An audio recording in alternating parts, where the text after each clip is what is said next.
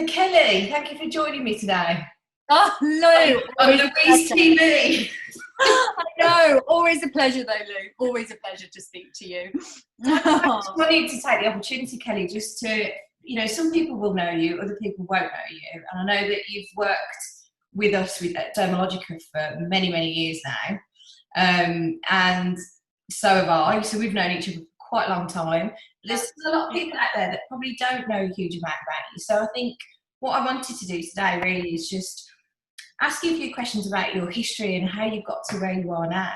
And really starting with that first stage, what really made you want to become a professional skin therapist, or as we would have known it then, a beauty therapist? Yeah. And, really, what got you to that point? Was it something you always wanted to do? So, yeah, originally, 20 years ago, although that gives away my age a little bit, I had always wanted, I had an interest, even from a young age, I had an interest in it, not necessarily skin, but the whole, like we said, the bracket of beauty therapy.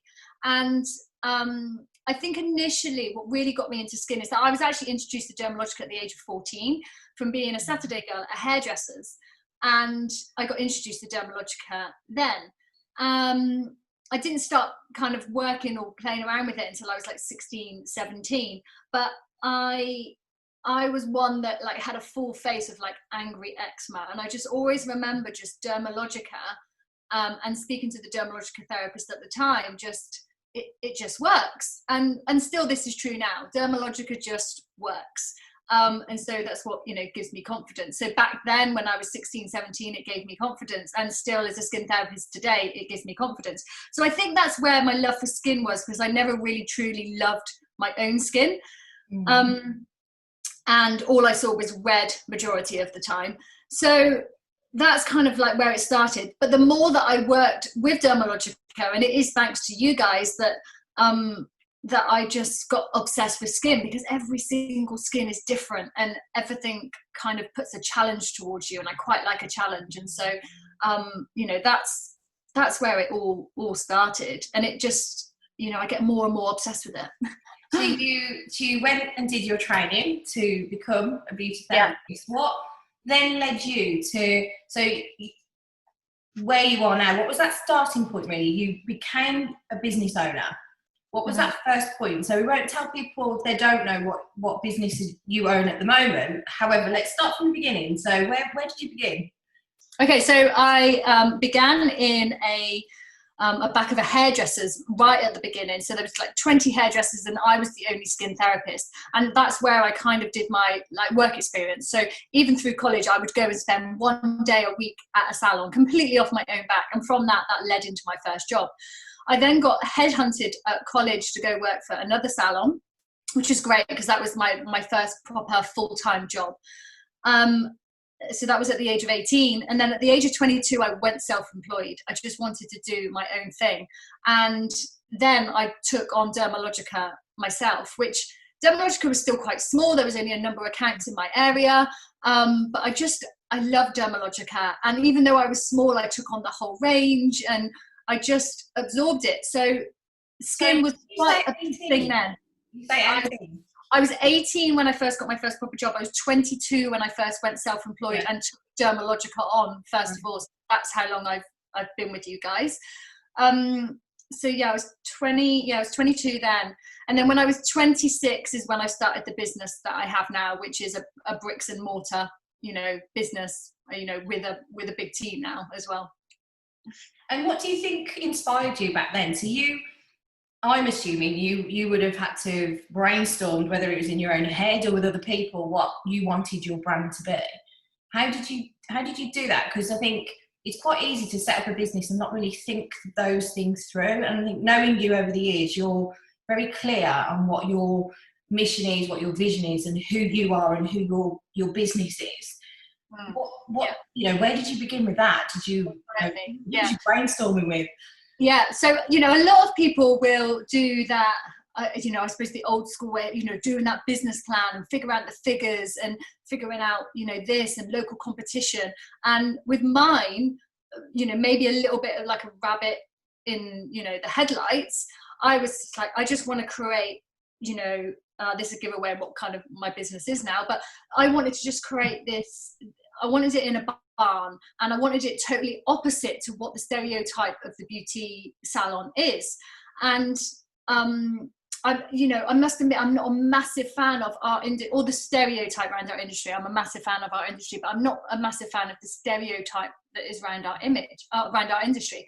And so I wanted to create this, something different. I wanted it to be an experience. I wanted it to be away from the high street. I wanted it in the countryside. I didn't want person by trade, which when you look at it is ridiculous. But that's what I wanted to create. And I also didn't want that stereotypical image. I didn't want it heavy feminine. I didn't want it kind of pink or fluffy or, anything like that. Professional, yes, but I just wanted to create that more kind of retreat feel, but for a beauty salon. So I wasn't trying to be a spa. I still wanted to be a salon.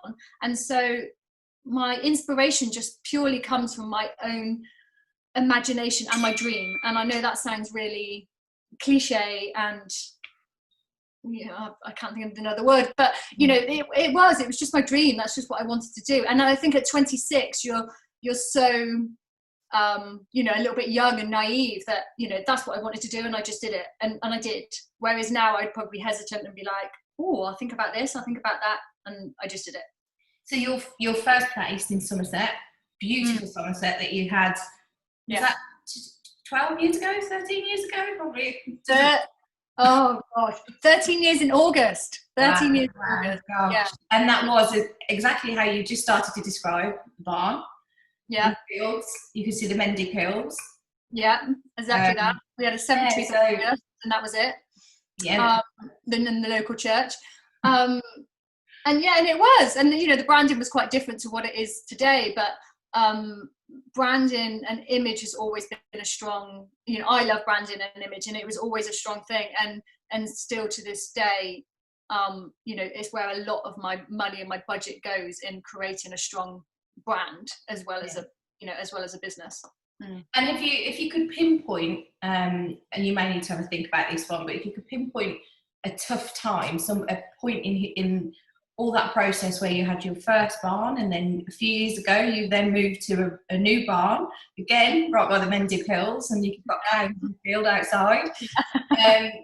Was there anything in particular during those years that was a really tough time that you had to overcome, that you had to then think, right, okay, I need to reposition myself here and try and do something different?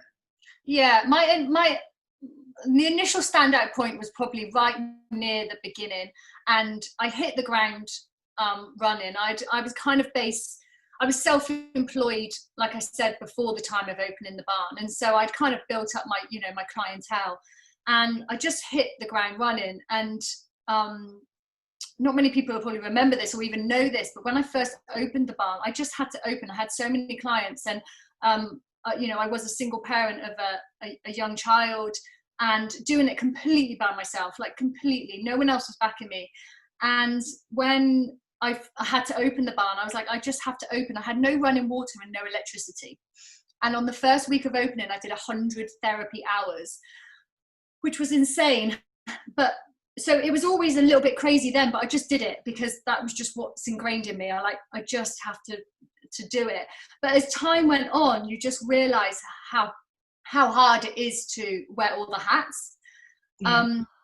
And you're being the boss, you're being the therapist, but you're doing your marketing, you're doing, you do everything. Online, your web shop, everything. Like literally everything. You're cleaning the toilet at the end of the day. You're doing absolutely everything.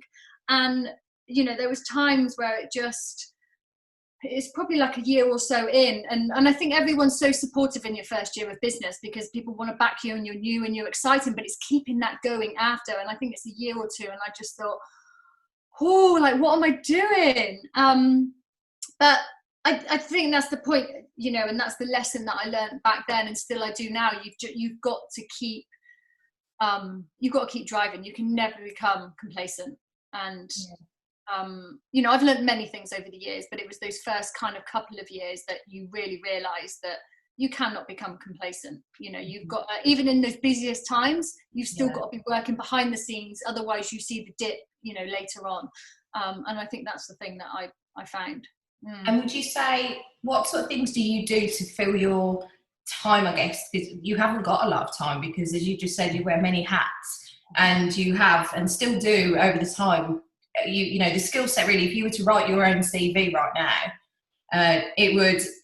whilst you've been your own business owner for many years, your actual CV, if you really thought about all the different jobs you've done within that, as you've just listed some, it's quite extensive. And I imagine you've had to learn a lot about just the online side, the virtual side, the digital world, the social media aspects. Did you have any inspiration? Is there any people or businesses that inspired you? Good question. So, you know, before going into this, before running a business, I have no qualifications in nothing. And a really honest part of this is I didn't even know what VAT was before I even opened my business. So when I say I've learned everything, I have learned everything, like on the job. And coming, which, you know, I know we'll get to, but right up to this point now is like, you know, I know everything about e-commerce and Google Ads and, you know, Facebook advertising and, you know, and all of this. And I just chuck myself in it. So I always just say that I'm the master of winging it. But who inspired me is, I take inspiration from a lot of different people, and I probably couldn't pinpoint one or another, but it's not just our industry that I take inspiration from. In fact, I've taken it from many different people, and it's normally from brands that inspire me. What do I like about those brands? Why am I attracted to that brand? You know, it's not necessarily people from my industry. But I've got to say, and I'm not just saying this because I'm speaking to Dermalogica now, but Jane Werwind was a massive inspiration for me. You know, she had that same journey right at the beginning of me. She worked in a hairdresser's. You know, she worked her way up. She kind of fell in love with skin, and then, you know, opened her salons, and then, you know, she's gone on to do this, which I'm nowhere near. But Jane Werwind was a massive inspiration for me, and she was from England. For those people that don't know, you know, she was down in the south of England, the same as me. Absolutely. So it just goes to show you, like, yeah, you know, anything is possible. Anything is possible, and I agree. She's an inspiration, and I think that's why just spending this time with you now, just finding a little bit about you, because you are an inspiration to people in our industry also, and to give people the opportunity to know a little bit more about you is ideal, really. So I think taking products out of the equation, so let's not talk about Dermalogica love products at this moment in time, but what is the one thing, we know Jane actually is one, so maybe the second thing that you would say you love about Dermalogica, the key thing that you love about Dermalogica? The support. I would not be here, and I wouldn't have the knowledge without you guys backing me. You know, back when I was just that single person, you know, I still had the support then. I still have the support now. You know, I'm lucky enough to be one of your ambassadors, which, you know, is a massive privilege, you know, to me. I am literally, Dermalogica is in my blood, you know. I'm sure it'd be grey if you cut me open. And say that about all of us. Yeah, it is. And you know what, you know, Jane has done to what every other single person that works in Dermalogica has done. You have that kind of love and that dedication and that Dermalogica passion through all of you, which is amazing. You know, I don't know how she has done it, how you all do it, but it all comes through, and the support, whoever you speak to in Dermalogica, you know, is, you know, they're amazing, and they want to help, and they have that lovely ethos, you know. We couldn't do that, Kelly, without, you know, people like yourself that work with us. You know, it can't all be one-sided. So, you know, if it wasn't for people like you, that, you know, business owners and entrepreneurs that want to get involved and, you know, try the things that we're putting in place, it wouldn't happen. You know, we can't be the be all and end all. We need people like you to be able to also step up and deliver. Yeah, no, I totally agree. You know, what you put in it is what you get out. But what I'm saying is that you put so much in, so there's almost, you know, no excuse to anyone to, you know, say that they can't do it, because you know, you'll support out all the companies that I work with. You know, yours is amazing, and you're the guys that have, taught me a lot of what I know. Saying you keep us on our toes, Kelly. I do. Yeah, I know. I definitely do. I know Claire. My BDM. Is she's like, where's my daily message from Kelly today? So yeah, I do keep you on your toes, but you keep me inspired too. So I guess the one thing for today that we shouldn't really ignore is the current times. You've been in Somerset lockdown, I've been in Devon lockdown. Yeah. Many people are probably quite jealous of that, but how have you managed to keep your business going through lockdown? Tell us a little bit about what you've done there. So, people that do know me, and obviously you know me, Lou, is that I'll never sit still. I'll never, ever sit still. There's a goal, but before you get to that goal, there's another goal, and I'm probably my own worst enemy in a way. But lockdown was happening, and I closed, like we all did. We closed down our business quickly, from one. I know I only seen you a week or so before, Lou. A few days before. And I was like, hi, we just got to do what we got to do. We got to crack on with it. And then a couple of weeks later, boom, we were closing down. So I made the decision to close down the business before the actual lockdown came. But it was only the Saturday before where I actually closed down. And it's amazing just, that was a real roller coaster, I think, for us all, because, you go from just running your business and spending years building up your business to then just having to shut down and like, boom, and it was, I believe everything happens for a reason. I'm not a stressful person now. I've learned, not to stress out about things, but it was intense. Yeah. So, and I'm sure the same for all of us. But I was lucky enough to just be in the sort of, finishing off the website, my online my web shop, should I say.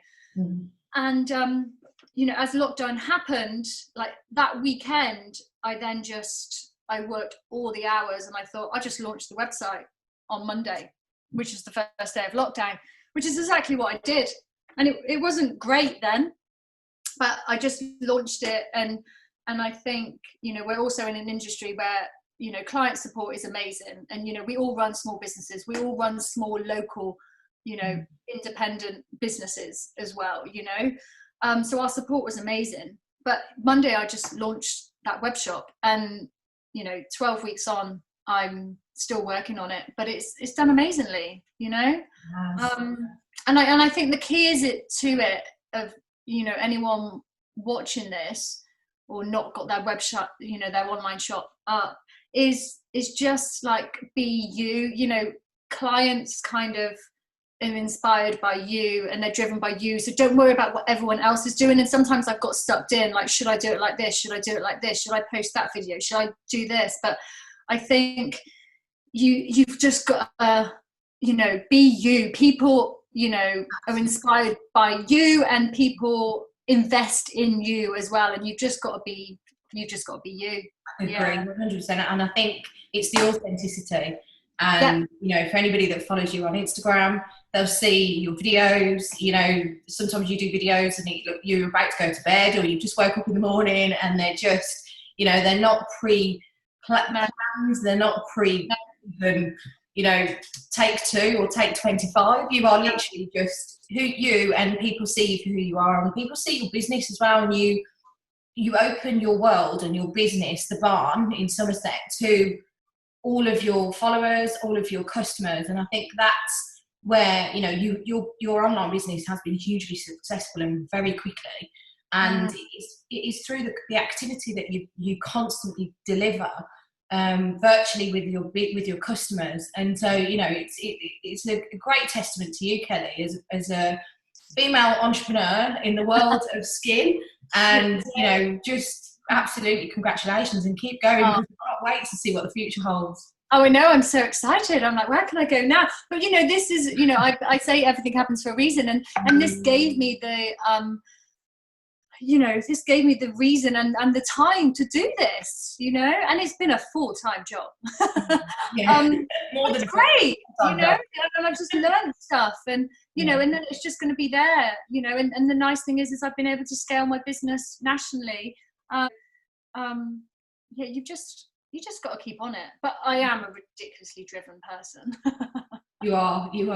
And I'll look forward to the next time we catch up, because I'm sure there's going to be many subjects that we could talk about.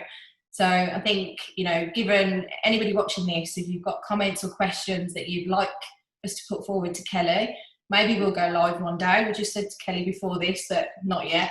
But yeah, any questions, just send them on, and we'll make sure we have some space and time with Kelly again in the future. Oh, amazing. Thanks, Lou. Thank you. Oh. Right.